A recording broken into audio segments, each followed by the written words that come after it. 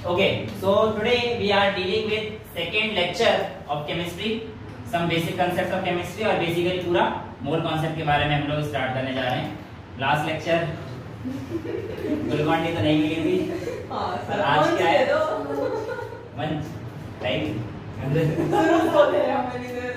जो काम अच्छा करेगा आज उसे एक मंच मिलेगा। मेरे को तो मिलेगा ही नहीं, जो काम अच्छा करेगा मतलब जब मैं क्वेश्चन दूंगा और अगर आपने उसका सॉल्यूशन निकाल दिया तो you will be getting this. But इससे आज हमें कुछ चीजें समझनी है।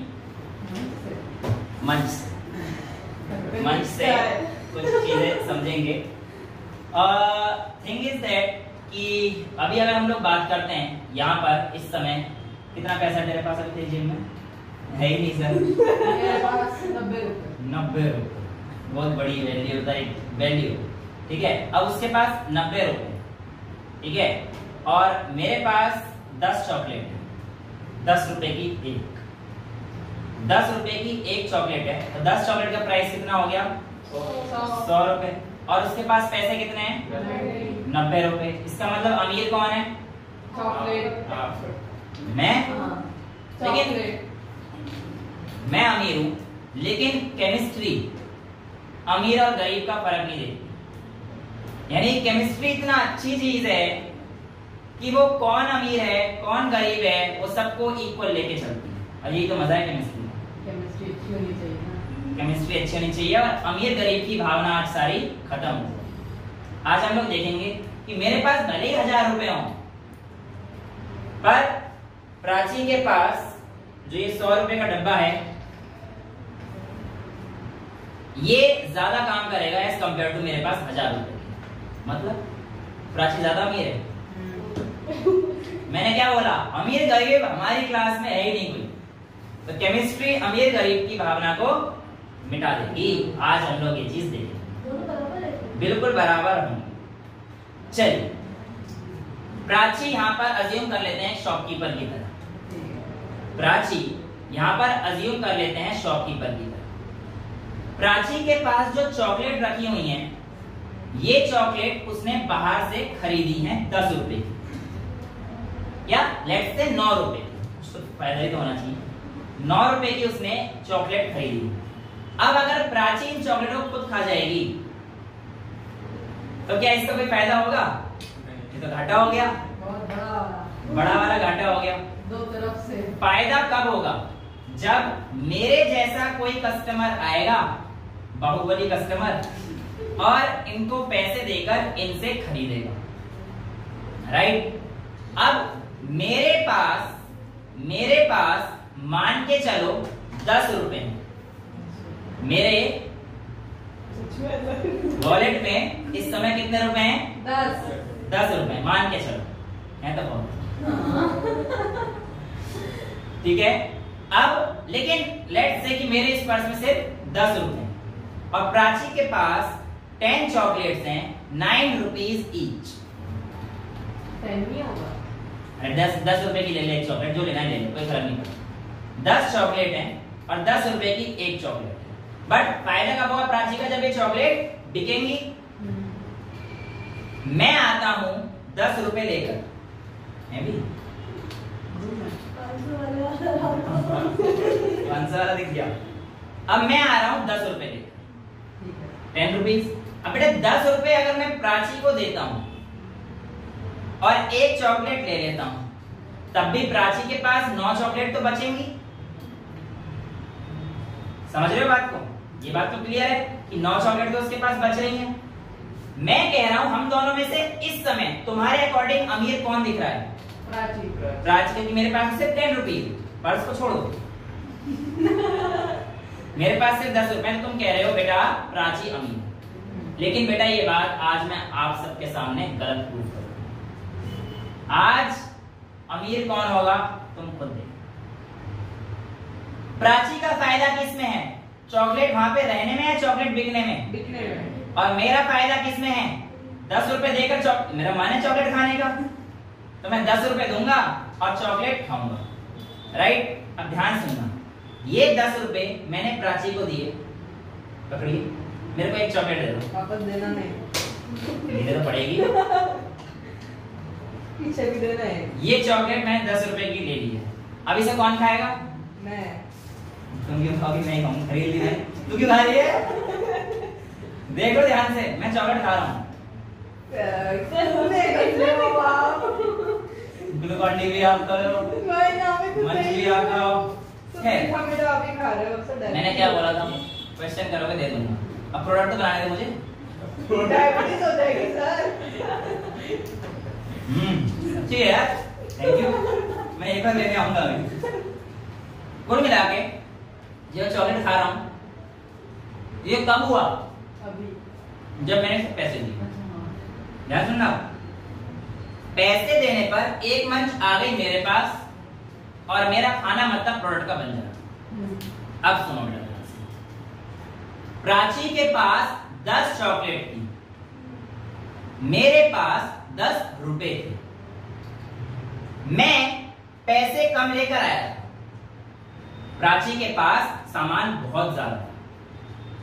हम दोनों में स्टार्टिंग कंडीशन, चॉकलेट आने के बाद की नहीं, पहले की कंडीशन, हम दोनों में से ज्यादा सामान इसके पास है बेटा। और प्रोडक्ट कब बना? जब मैंने इसे पैसे देकर चॉकलेट खाने को मिली, उससे पैसे बने, उससे प्रोडक्ट बना, उससे प्रोडक्ट बना। तो प्रोडक्ट आप देख सकते हो बहुत अच्छे से बन चुका है। बाकी जो अंदर जाके बनेगा वो तो सुबह मैं ही देखता हूँ। वेल, प्रोडक्ट आपने देख लिया है, सब कुछ खत्म कर चुका हूँ। Thank you. यहाँ पर प्राची की चॉकलेट एक रिएक्टेंट का काम करती है, मेरे 10 रुपए भी एक रिएक्टेंट का काम करते हैं, यानी कि रिएक्टेंट कंबाइन हुए, मेरे 10 रुपए प्राची की चॉकलेट के साथ कंबाइन हुए और प्रोडक्ट आप सबके सामने आ गया। रिएक्शन हो गई। इसका मतलब मैं मान के चलता हूं प्राची को ए, प्राची के पास जो चॉकलेट है वो ए, और आपको पता ही है मेरा नाम भानु बी। ये 10 रुपए वाला मेहमान है, ₹10। और ये जो प्राची है इसके पास 10 चॉकलेट,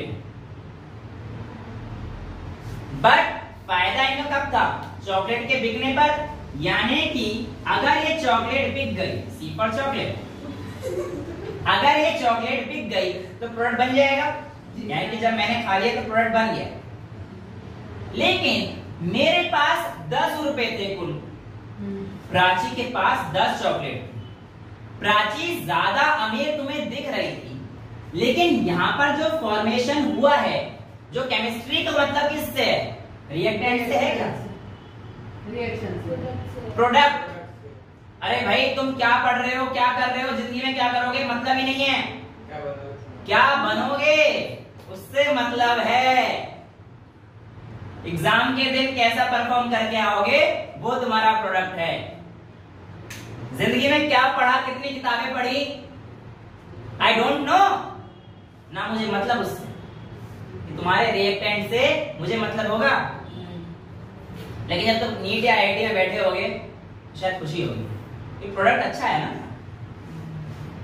अब मेरे प्रोडक्ट हो गए स्टूडेंट के बेस इसी बातें कर रहे हो यार, मतलब समझ रहे हो ना, मेरे प्रोडक्ट मतलब पढ़ाई हो तो मेरे आपके बच्चे। हाँ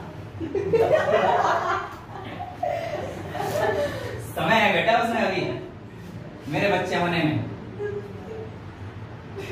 क्या अब देखते हैं यहाँ पे 10 चॉकलेट में से यूज कितनी चॉकलेट हुई? एक ही चॉकलेट यूज हुई है ना, 9 चॉकलेट तो बच गई। हाँ। ये 10 के 10 कंज्यूम, ये पूरा, और ये हमारा प्रोडक्ट। अब बस मुझे एक चीज बता दो, अमीरी गरीबी तो यहां से पता पड़ रही है। अगर एक मजदूर का बेटा आईआईटी में है, एक मजदूर का बेटा आईआईटी दिल्ली में, और एक बच्चा जो वीआईपी घर से गया है, पॉर्श गाड़ी में जाता है आईआईटी में, दोनों का प्रोडक्ट क्या है? मतलब किससे?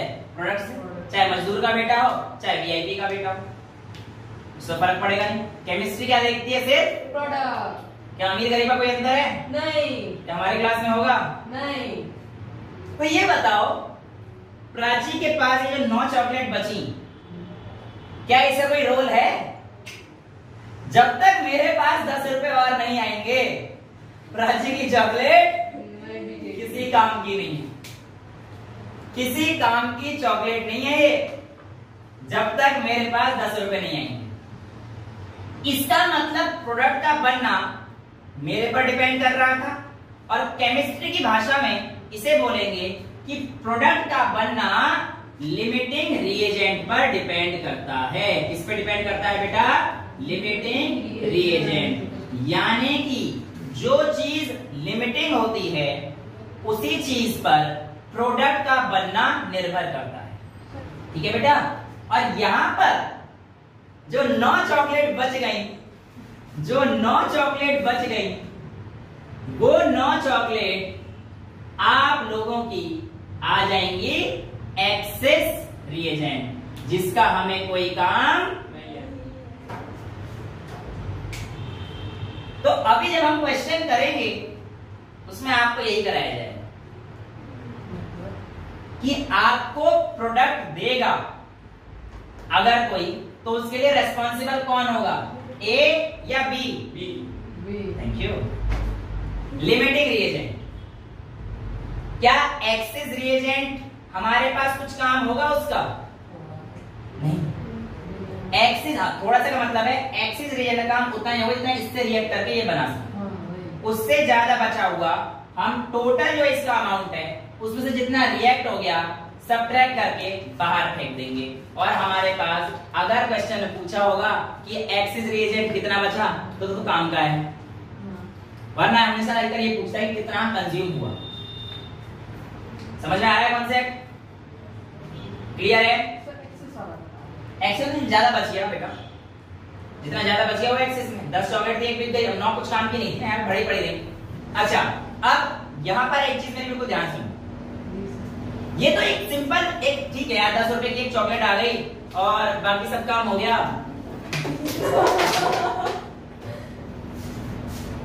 ऐसे तो मेरे ही है, ऐसे क्या देख रही है? इसका प्रॉफिट क्या हुआ? वो तो क्या टॉपिक समझ खत्म। अच्छा, अभी एक टॉपिक और इसी टॉपिक से समझाता हूँ ध्यान से, ठीक है? अब कई बार हम लोगों को ये तो सिंपल सी बात होगी, ठीक है 10 रुपए, लेकिन केमिस्ट्री लेके आएगा इसी चीज को, बेस यही हो गया तुम्हारा, लेकिन अब मोल्स की टर्म्स में समझते हैं। ठीक है? मैं कह के चलता हूं बेटा 2 मोल ए के और 3 मोल बी के रिएक्ट करके मान लेते हैं 4 मोल सी, चलो 2 मोल सी के। क्या कह रहा हूं बेटा मैं? 2 मोल ए ने 3 मोल बी के साथ रिएक्ट करके 2 मोल सी के, एक्स वाई जेड से कुछ भी हो सकता है। अब यहां पर कहानी क्या आ गई हमारे पास? इन स्टोइशियोमेट्रिक कोफिशिएंट। स्टोइशियोमेट्रिक कोफिशिएंट जो इसके पीछे लगे हुए हैं, रिएक्टेंट के पीछे लगे रहते हैं या प्रोडक्ट के पीछे लगे हैं, कहते हैं स्टोइशियोमेट्रिक। तो 2a 3b के साथ रिएक्ट करके 2c देते हैं। ठीक है? अब मैं इसको इक्वेशन में बदलने वाला हूं, मैं इसको इक्वेशन बदलता हूं। इवन 2 क्यों ले दूं, मैं इसे 1 ले लेता हूं, 1 ले लूं, कोई फर्क नहीं पड़ना, कुछ भी दे सकता है यहाँ पे, जो मर्जी दे दे। हमें बेस रिएक्शन समझ में आ चुके हैं, लिमिटिंग और एक्सेस का मतलब समझ में आ चुका है, हमें पता पड़ चुका है प्रोडक्ट हमें लेना है तो हमें किससे देखना पड़ेगा? लिमिटिंग रिएजेंट से ही देखना पड़ेगा। क्लियर है? अब इस रिएक्शन को मैं लिखने जा रहा हूं in terms of elements. Elements की टर्म्स में लिख देता हूं। नाइट्रोजन ने हाइड्रोजन के साथ रिएक्ट करने के बाद मैं कहता हूं मेरा अमोनिया बना दिया। क्या बना दिया बेटा? अमोनिया बना दिया। N2 प्लस H2 ने NH3 दे दिया। यहां पर मेरे को साफ साफ दिखाई दे रहा है कि reactant combines to form product. इसमें तो कोई दिक्कत नहीं है। बैलेंस करने के लिए मेरे पास N2 plus 3H2 gives 2NH2। क्या आपको इसका बड़ा भाई दिख रहा है? ये और ये भाई भाई दिख रहे हैं? देखो N2 के पीछे वैलेंसी 1, H2 के पीछे की वैलेंसी 3 और C के पीछे की वैलेंसी 2। तो ये हमारे पास एक इक्वेशन को परफेक्ट सेटअप हो चुकी है। यहां तक कोई डाउट? नो। अब आपसे चॉकलेट और पैसे को हटाकर केमिस्ट्री सवाल कैसे करती है इस चीज को जानते हैं। केमिस्ट्री आपसे कहेगी कि मान के चलिए आपके पास 10 ग्राम नाइट्रोजन दे रखा है। क्वेश्चन कहता है कि अगर आपके पास 10 ग्राम नाइट्रोजन और 4 ग्राम हाइड्रोजन, कोई भी वैल्यू दे सकता है, मुझे उससे मतलब नहीं है, मैं आपको एक तरीका सिखा रहा हूं। 10 gram nitrogen 4 gram hydrogen react कर अमोनिया देता है। क्या कह रहा है वो कि 10 ग्राम नाइट्रोजन और 4 ग्राम हाइड्रोजन रिएक्ट कर अमोनिया देता है। बताइए रिएक्शन के बाद, आफ्टर रिएक्शन अमोनिया जो बनेगा वो कितना होगा।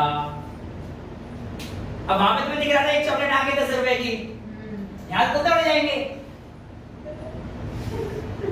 यहाँ थोड़ी पता पड़ जाएगा कि ये अमोनिया बनेगा। और यहाँ देखो मास पूछा गया है बेटा, राइट। अब यहाँ पर हम लोग फर्स्ट है, लेकिन अगर हम लोग इस कॉन्सेप्ट का इस्तेमाल करेंगे थोड़े ब्रॉडर वे, अब सारी चीजें चॉकलेट और पैसों पे नहीं चलेगी ना, चल जाएगी तो बात ही खत्म हो जाएगी।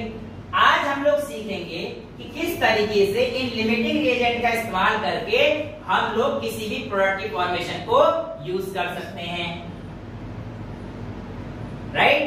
So starting with this thing कि हमें कैसे क्वेश्चन को अटेम्प्ट करना है वो आपको समझाता हूं। शुरू करूं बेटा, हमेशा याद रखिए आप किसी भी चीज में से सेम चीज को ही घटा या जोड़ सकते हैं। कहने का मतलब है 1 मीटर कपड़े में 1 मीटर कपड़ा जोड़कर 2 मीटर कपड़ा बना सकते हो। ये टॉवल, अगर टॉवल नेट से गांव के हिसाब से हम पहले तो बेटा 1 मीटर, अब फिर इतना सा बच्चा ऐसे कहेंगे बेटा नापिए 1 मीटर, 1 मीटर ऐसा नहीं चलेगा। ये दिक्कत थी जब आप यूनिट्स एंड मेजरमेंट्स पढ़ेंगे उसमें बात ये आएगी ना, किसी का 1 मीटर तो इतना है, तेरा 1 मीटर कितना आएगा बेटा, तेरा कितना आएगा सर, आपसे तो लंबाई आएगा, आपसे तो लंबाई है। तो कुल मिलाकर मैं कहना क्या चाह रहा हूं कि इस 1 मीटर कपड़े में ये 1 मीटर कपड़ा जोड़कर 2 मीटर ये 3 मीटर होगी क्या, मतलब ठीक है कपड़े में कपड़ा जोड़ सकता हूं। अच्छा मैं आपसे कह दूं इस 1 मीटर कपड़े में ये 1 लीटर पानी डालकर क्या 2 मीटर कपड़ा बन जाएगा, श्रिंक हो जाएगा, कुछ भी हो 2 मीटर कपड़ा बनेगा। यानी कि same terms can only be added, same terms में भी जो सेम क्वांटिटी है आप उन्हीं को एडिशन और सब्ट्रैक्शन कर सकते हैं। पानी में पानी डालकर 1 लीटर पानी में 2 लीटर पानी बना सकते हो, इसका वॉल्यूम बढ़ा दो, फिर कह दो कि सही 2 लीटर हुआ ही नहीं, बिखर जाएगा वॉल्यूम। तो वॉल्यूम में वॉल्यूम ऐड कर सकते हो, मास में मास ऐड कर सकते हो, लेंथ में लेंथ ऐड कर सकते हो। ये हम लोग डील करेंगे फिजिक्स में, डोंट वरी। सो क्लियर है? नहा लो। तो यहां पर भी केमिस्ट्री ये चीज कहती है कि जहां पर आपने मास दिया है वहां पे सिर्फ मास के साथ खेलना, जहां पर आपने मॉलिक्यूल्स दिए हैं वहां पे सभी चीजों में फिर मॉलिक्यूल्स के साथ सेम खेलना, प्रोडक्ट यूज करना है। और जहां पर आपने मोल्स लिए हैं वहां पर सिर्फ मोल्स के साथ ही। अब मैं यहां पर क्या करने जा रहा हूं, सबके मोल्स के साथ खिलवाड़ करने जा रहा हूं। मैं ऐसा करता हूं कि सबसे पहले इस क्वेश्चन में NH3 कितना बनेगा ये बताओ किस चीज पे डिपेंड करेगा, 10 ग्राम N2 पर या 4 ग्राम हाइड्रोजन पर। हाइड्रोजन आपको हाइड्रोजन कम दिखाई दे रहा है, और मैंने अभी आपको बताया कि हाइड्रोजन जितना कम है वो लिमिटिंग रिएजेंट है, और प्रोडक्ट का बनना आपका किस पे डिपेंड करता है, लिमिटिंग रिएजेंट पर। बट क्या ये सही है कि 4 ग्राम हाइड्रोजन लिमिटिंग है? हम लोग ऐसे नहीं कर सकते। डायरेक्ट मास को देखकर आप बिल्कुल अंदाजा नहीं लगा सकते हो कि ये लिमिटिंग है या नहीं। जैसे कि मेरे पर्स को देखकर तुम लोग अंदाजा नहीं लगा सकते थे कि इसमें सिर्फ 10 रुपए हैं या ज्यादा है, हाँ ना? चलिए अब देखो क्या करते हैं। मैंने क्या बोला, मैं नंबर ऑफ मोल्स के साथ खिलवाड़ करूंगा। अब मैंने लास्ट लेक्चर में आप लोगों को नंबर ऑफ मोल्स निकालने का तरीका बताया था। नंबर ऑफ मोल्स किसके इक्वल हुआ करता है? एक फॉर्मूला बताना सबसे पहला वाला। Very good, given mass upon molecular mass. इस फॉर्मूले का मैं इस्तेमाल कर सकता हूँ क्या? जी बिल्कुल कर सकता हूँ। कैसे? N2 का गिवन मास कितना है? 10 ग्राम। और इसका मोलर मास कितना हो जाएगा? 28। 14 टू जा 28, 10/28। ये तो हो गया number of moles of nitrogen. अच्छा, हाइड्रोजन के नंबर ऑफ मोल्स निकालने हैं तो मास अपॉन मॉलिक्यूलर मास। मास कितना गिवन है बेटा? 4 ग्राम। मॉलिक्यूलर मास कितना आ जाएगा हाइड्रोजन का? 2। अभी करते हैं 1। हाइड्रोजन का 1 होता है, 1/2। बट बेटा जो स्टोइचियोमेट्रिक कोफिशिएंट है इसको आप इसी में मल्टीप्लाई कीजिए। क्लियर? और यहाँ पर आपसे क्वेश्चन में क्या पूछा है? कितना अमोनिया बनेगा। यानी कि हम पहुंच रहे हैं क्वेश्चन के पास धीरे धीरे। हमसे क्वेश्चन ने यही तो पूछा था कि कितना अमोनिया बनेगा, यानी कि इसका मास मुझे अननोन है। तो मैं क्या कह सकता हूं? मेरा मास यहाँ पर x है। और मोलर मास अमोनिया का कितना हो जाएगा? 14 + 3 17। n का 14 + 1 × 3 17, लेकिन मल्टीप्लाई बाय 2, तो 17 × 2। राइट? ये बात तो तय है कि इन दोनों में से कोई एक ही इस मास को डिटरमाइन करेगा, और वो कौन होगा? लिमिटिंग रिएजेंट वाला। अब लिमिटिंग रिएजेंट के लिए जिसके नंबर ऑफ मोल्स कम होंगे उसको इस्तेमाल करके हम लोग उसका मास निकाल सकते हैं। कैसे? आइए देखते हैं। 10/28 अगर मैं करूंगा और 4/6 करूंगा तो कोई मेरे को बता सकता है क्या कौन सी वैल्यू छोटी आएगी? मैं ही बता देता हूँ। 10/28, 28 3 × 84, तो 0.3 समथिंग है। क्योंकि 28 4 जाता हमारे पास 92 हो जाएगा, और सॉरी 112 हो जाएगा। राइट? तो 28 यहाँ पे हमारे पास आएगा 0.3 समथिंग। और अगर मैं इसको करता हूँ 4/6 को, तो मेरे पास 6 6 से 36 0.6 आएगा। ओह, जो कम दिख रहा था असल में तो वो ज्यादा है। 4 ग्राम हाइड्रोजन दिख रहा था तुम्हें, तो असल में तो ये ज्यादा है। तो अमोनिया का फॉर्मेशन कौन रोल प्ले कर रहा है? नाइट्रोजन। यानी कि जो हमारे पास प्रोडक्ट बनेगा अमोनिया का वो कौन बनाएगा? नाइट्रोजन बनाने वाला है। तो आपको इतना समझ में आ गया लिमिटिंग एजेंट कैसे निकालेंगे? ओके। अब ये जो 10/28 है ये हमारे पास क्या है बेटा? मास अपॉन मोलर मास। और इसका स्टोइचियोमेट्रिक कोएफिशिएंट तो 1 था, इसमें तो कुछ नहीं करेंगे। अब मैंने आपको बताया था जो 7 फॉर्मूले देखे थे वो आपस में सभी जगह इक्वल थे। ये तो कहा था मैंने कि 7 फॉर्मूले में से किसी के साथ भी रख देना, आपके आंसर पक्का आ जाएंगे। आज पहला उदाहरण कि उसी फॉर्मूले का यूज करके मैं आपके सामने आंसर निकालूंगा। मैं कहता हूं मेरा लिमिटिंग रिएजेंट मैंने फाइंड कर लिया है, नाइट्रोजन के साथ 10/28 हो चुका है। तो अब मैं कह सकता हूं मास अपॉन मोलर मास, इसी फॉर्मूले को इस्तेमाल करके इज इक्वल्स टू अमोनिया का मास अपॉन उसका मोलर मास। ऐसे यूज कर सकता हूं। मैंने क्या बोला? किसी फॉर्मूले को किसी के साथ कर दो, यानी कि खुद को खुद के साथ भी इक्वल रख सकते हो अगर तुम्हें निकालना है तो। ठीक है? मुझे किसी और की जरूरत क्या, मैं तो खुद से ही प्यार देता हूं। माय नेम इज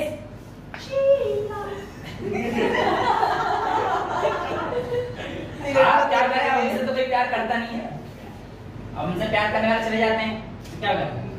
मैं खुद से ही प्यार करता हूं। चलो 10/28 इज इक्वल्स टू, खुद से ही प्यार करो बेटा, इसके मास और molar mass. Mass upon molar mass, mass हमें चाहिए, mass upon molar mass. HCl निकाल लोगे 340/28। आंसर आपके सामने आ चुका है। क्लियर है? कितना मास अमोनिया का फॉर्म हो गया? आपको आंसर मिल गया है? कोई डाउट? यानी कि 0.3% तो यूज होगा, और जो इसका 0.3 तो इसका भी यूज होगा। कितना तो इसके साथ कंबाइन करेगा, और जो 0.3 बचा हाइड्रोजन का हो जाएगा एक्सेस रिएजेंट, उसकी हमें जरूरत नहीं है।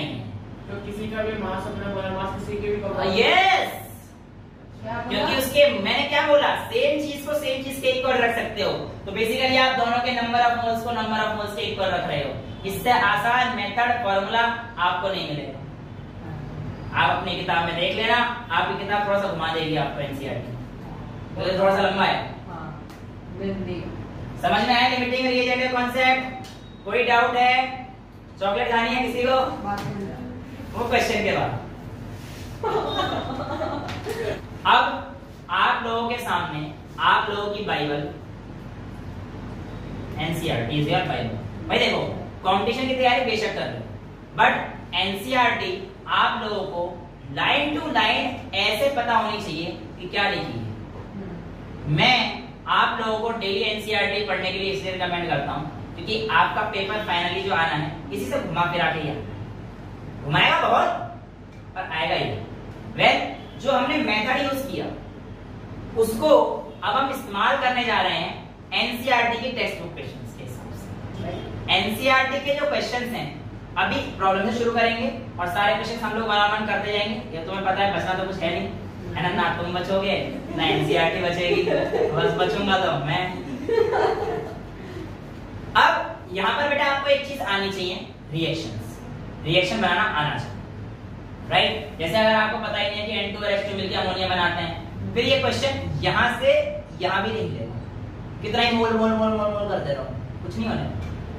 रिएक्शन क्या आएगी ये आपको कुछ टाइम तक प्रैक्टिस करने के बाद अपने आप आ जाएगी।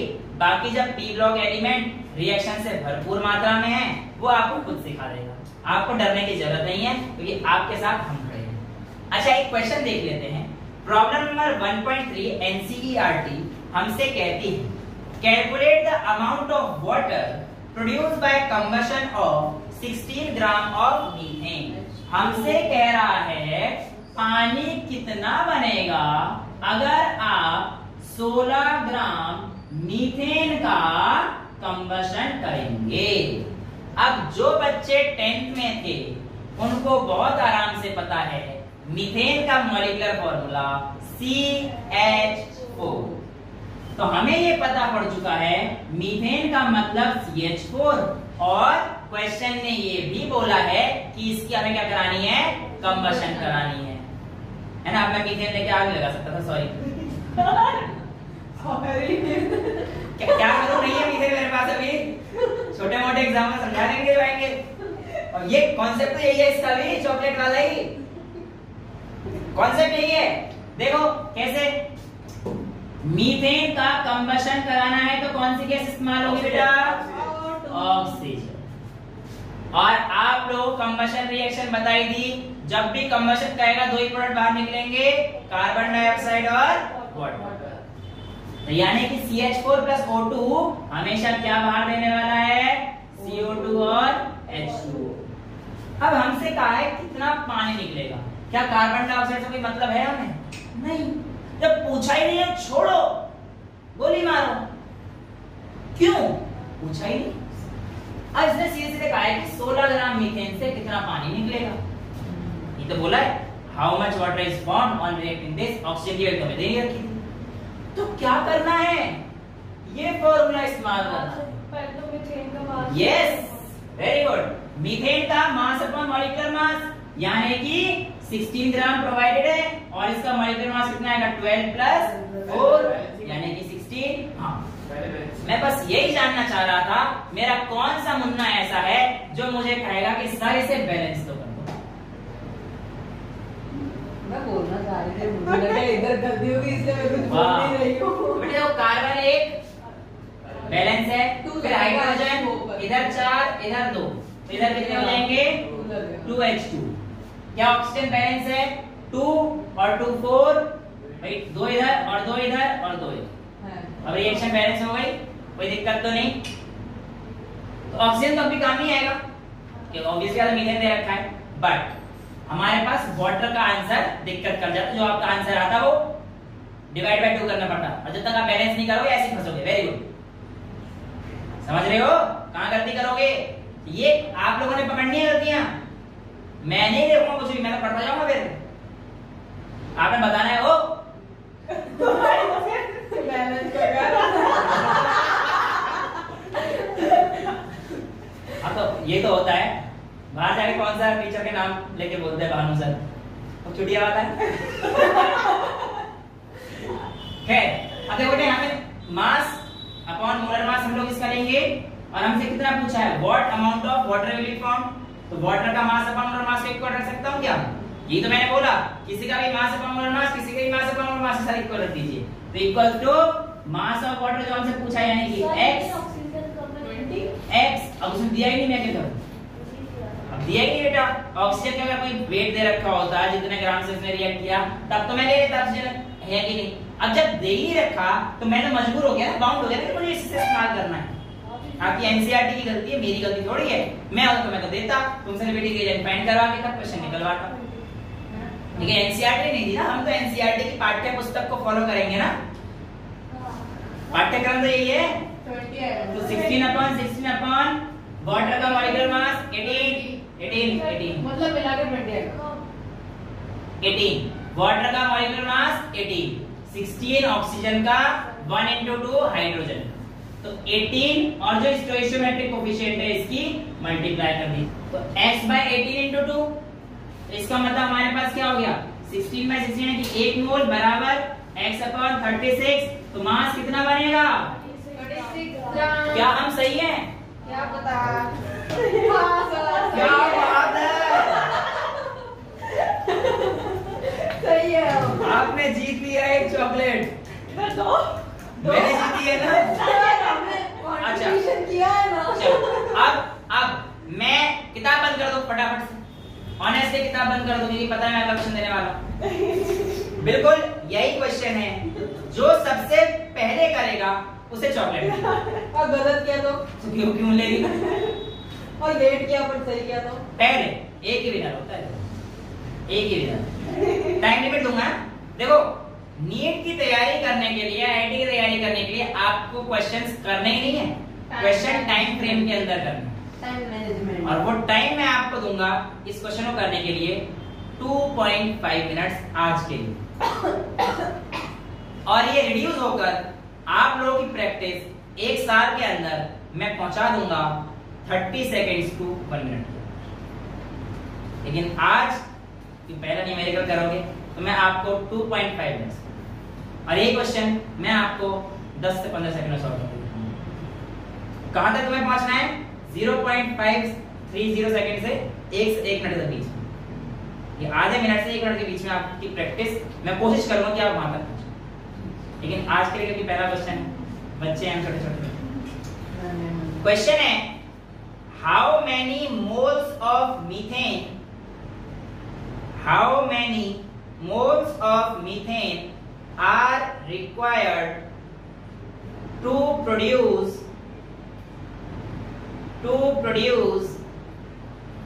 22 gram of carbon dioxide after combustion। NCERT का प्रॉब्लम नंबर 1.4 आप लोगों के सामने मैं रख चुका हूं, और आप लोगों के सामने क्वेश्चन में दे चुका हूं। हाउ, क्या बोला था क्वेश्चन? ये देखो, ये होते हैं अच्छे बच्चे, इन्होंने पूरा क्वेश्चन नहीं लिखा, सिर्फ ये देखा कि क्या लिखना है। How many moles of methane are required to produce 22 gram of carbon dioxide after combustion. Your time starts now. क्या आंसर आया आपका? 8 ग्राम। और क्वेश्चन ने क्या पूछा था? क्या पूछा था मतलब? और आप आंसर किस में दे रहे हो? क्या आपका आंसर सही है? तो आपके कितने नंबर मिल गए आपको? 0 नहीं, -1 आपके हिसाब से। आप आईआईटी में या नीट में एक क्वेश्चन गलत करते हैं तो आपका -1 होता है, लेकिन ये आपके हिसाब से। मैं आपको बताऊं तो आपके नंबर -5 हो चुके हैं। 4 तो वो जो सही होने पे मिलते वो भी तो खत्म हो गए, और 1 जो आपने गलती कर दी, एक क्वेश्चन गलत करने पे -5 आप कर चुके हैं। You are out of the race of chocolate.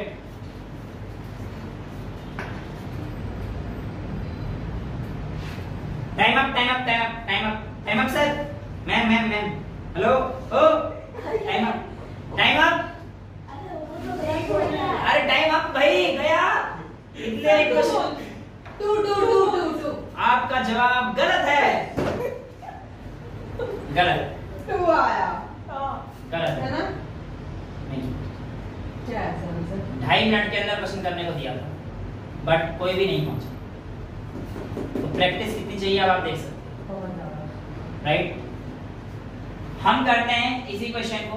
Simple सा क्वेश्चन ये था, how many moles of methane are required. यही चीज तो हमसे बोली गई थी बेटा, और आपको पता है मैं इसी फॉर्मूले का इस्तेमाल करूंगा। मोल्स पूछा है ना मेरे को, how many moles of methane are required, तो मेरे से पूछा क्या है, number of moles of methane, यही तो पूछा है बेटा मेरे से। और मैंने क्या बोला है, जब 22 ग्राम कार्बन डाइऑक्साइड बनेगा उस टाइम पे पूछा है ना बेटा। ठीक है, रिएक्शन तो मेरे पास बिल्कुल यही चलेगी। इस बार H2 की जगह क्या पूछ लिया है, CO2। क्या कोई बैलेंसिंग वगैरह करने की जरूरत है? नहीं। तो इसके नंबर ऑफ मोल्स, इसके नंबर ऑफ मोल्स के इक्वल रख सकता हूं मैं, और number of moles is equal, number of moles of methane is equals to number of moles of carbon dioxide रख सकता हूं। Number of moles of methane को निकालने हैं, मैं इसको x रख सकता हूं। Number of moles of carbon dioxide mass upon molar mass भी रख सकता हूं। मास कितना गिवन है तुम्हें, 22 ग्राम, 22 ग्राम, और मोलर मास कितना आ जाएगा, 44 CO2 का। तो आंसर कितना आ गया, 0.5 मोल। कितना टाइम लगा बेटा, ये तो दिक्कत है, क्वेश्चन नहीं करना, टाइम फ्रेम के अंदर स्मार्ट तरीके से उड़ाना है। 5 सेकंड का क्वेश्चन नहीं था, 1 by 1 देखते ही हो जाता है। जितना घुसोगे फंसोगे। क्वेश्चन पढ़ो, समझो और निकलो यार करके। क्यों काम कर रटे तो बने हुए हो, आईडीए कराएगा तुमसे। इतने लंबे लंबे सॉल्यूशन दे रखे हैं, ये आईटी वालों के लिए नहीं है, ये रट्टू तो तुमके लिए, जो इसको रट के जाएंगे, पेपर में लिख के आएंगे और बोर्ड में नंबर लेके आएंगे। If you want to be one of them, go ahead. But ये मेरे तरीके हैं, और आपके सामने अगर आंसर गलत है तो बताओ, कोई सा भी आंसर निकाल लो। पूरी केमिस्ट्री में अपने तरीके से कराऊंगा, कोई मेथड गलत हो, कोई आंसर गलत तो बताओ। स्टार्ट करें अगला टॉपिक आज का। आज के जो नेक्स्ट टॉपिक है बेटा, वो है आपके पास मोल फ्रैक्शन। क्या है, very simple and interesting topic. समझ में आ चुका है? तो देखो बहुत ही सिंपल है। मेरे पास जो आज का अगला टॉपिक है वो है मोल फ्रैक्शन। बेटा चिंता ना करो, मैं बोर्ड पे लिखी हुई चीजें एक क्लास में एक ही बार बोर्ड भरता हूं, इतना ही भरता हूं, और आपको छापने का टाइम दूंगा। ठीक है, तो पहले समझ लो, राइट?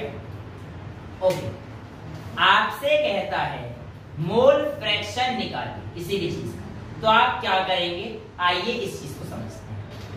सपोज आपके पास कहता है कि आपके पास 2 गैसेस हैं A और B, जिसमें से A का मॉलिक्यूलर मास ले लीजिए 4, B का मॉलिक्यूलर मास ले लीजिए 6, राइट? A का ले लीजिए 4 और B का ले लीजिए 6। आपसे कहता है कि आप लोगों ने ऐसा करिए कि 2 ग्राम तो A और 4 ग्राम B ले लीजिए। क्या करना है हमें, 2 ग्राम A और 4 ग्राम B लेना है। और ये क्या है इसके 4 और 6 बेटा, मॉलिक्यूलर मास। किसी भी सब्सटेंस के बेटा ये इसके मॉलिक्यूलर मास है। और आपसे कहेगा बताइए मोल फ्रैक्शन ऑफ A क्या है, ऐसे कंफ्यूज कर। मोल फ्रैक्शन सबने मोल से तो सुना है, मोल फ्रैक्शन क्या बाबा ने, कुछ नहीं, बहुत सिंपल है। देखो मोल फ्रैक्शन ऑफ A पूछा है ना, मोल फ्रैक्शन कौन से बड़ी चीज पूछ ली, मोल फ्रैक्शन ऑफ A को ऐसे हम लोग इस सिंबल इसे कहते हैं काई। x मत पढ़ लेना प्लीज, हाँ बहुत से मतलब जगह पर बच्चे पढ़ते हैं x1 नहीं, इट्स काई, हाँ काई A की। हमसे पूछा गया मोल फ्रैक्शन ऑफ A, तो मोल फ्रैक्शन ऑफ A बराबर होगा number of moles of A upon total number of moles. 0.5 मोल हो गए। नहीं ऐसे नहीं, तो काई ए किसके इक्वल होगा? Number of moles of A upon total number of moles. क्या आपको नंबर ऑफ मोल्स निकालना आता है? जी sir. Mass upon molar mass करके ए का मास निकाल सकते हो? क्या आप टोटल मोल्स निकाल सकते हो? करके देखें एक बार, फटाफट से देखिए। ए के नंबर ऑफ मोल्स कितने आ गए? 0.5, 2/4 हो जाएगा बेटा मास अपॉन मोलर मास, यानी कि 0.5 अपॉन में टोटल नंबर ऑफ मोल्स, इसका कितना है? 2/4 यानी कि 0.5, और ये कितना हो जाएगा? 4/6 यानी कि 0.66 समथिंग। तो मैं कह सकता हूं 0.5 प्लस 0.6, तो आ गया आपका मोल फ्रैक्शन ऑफ ए। कितना आ जाएगा? 0.5 बाय 0.11। पॉइंट हटा दो, ऊपर एक 0 बढ़ा दो और आंसर निकालते रहो। पॉइंट हटाओगे 50 जाएगा, 0.4 समथिंग आएगा, 0.45 आ जाएगा बेटा, 0.45 मोल्स। जिसका मोल फ्रैक्शन आएगा वो कितना आएगा? 0.45। क्लियर है? सिमिलरली आप बी का भी निकाल सकते हो। बी के लिए क्या हो जाएगा बेटा? काई बी, वेरी गुड, 0.6 अपॉन 0.11। ऐसे नालायक बच्चे करेंगे, और हमारे जैसे बच्चे कैसे करेंगे? ये मिटा दूं, चलो आप बाद में नोट कर लेना। यहां पर याद रखना, मोल फ्रैक्शन ऑफ ए यानी कि जो आपके पास काई ए आएगा प्लस काई बी आएगा, ये हमेशा 1 के इक्वल है। जब आप काई ए निकालोगे तो काई बी निकालने के लिए 1 में से माइनस कर देना, आपका आंसर आ जाएगा। तो उसका ही बात वही है, chi A plus chi B plus chi C is equal to 1। उसके शब्दों का निकाला, ठीक है? समझ में आ गया? This is how we calculate mole fraction. Clear है मोल फ्रैक्शन? कोई डाउट? क्या करना है हमें? सिर्फ number of moles of A upon total number of moles. Mole fraction of B पूछता है तो हमारे पास क्या हो जाएगा बेटा? Number of moles of B upon total number of moles और 1 माइनस काई ए। दोनों केस में इक्वल बात है, तो chi A plus chi B is equal to 1 से भी निकाल सकते हो आप इसका, या सिंपल इससे भी निकाल सकते हो। दोनों फॉर्म, हाँ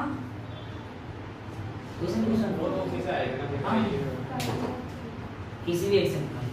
this is your mole fraction. तो आज हमने कितने टॉपिक सीखे? 2। कौन कौन से? Mole fraction and limiting reagent और एक्सेस रिएजेंट वाला एक कॉन्सेप्ट, और दूसरा हमारे पास कौन सा था? Mole fraction. समझ गए? कोई गलती करोगे तो किसी भी रिएक्शन को देकर अगर आपसे प्रोडक्ट पूछता है तो आप तुरंत मास अपॉन मोलर मास नहीं लगाएंगे। आप देखेंगे कि उस रिएक्शन में लिमिटिंग रिएजेंट क्या है, क्योंकि प्रोडक्ट का बनना किस पे डिपेंड करता है? मेरे पर्स पर। ठीक है? क्लियर है? कोई डाउट इस टॉपिक में? इतना ही रखते हैं आज के लिए। कोई डाउट है तो आप पूछ सकते हैं। That's all for today. Thank you so much. छाप लो। ये तुम देखो क्या छाप।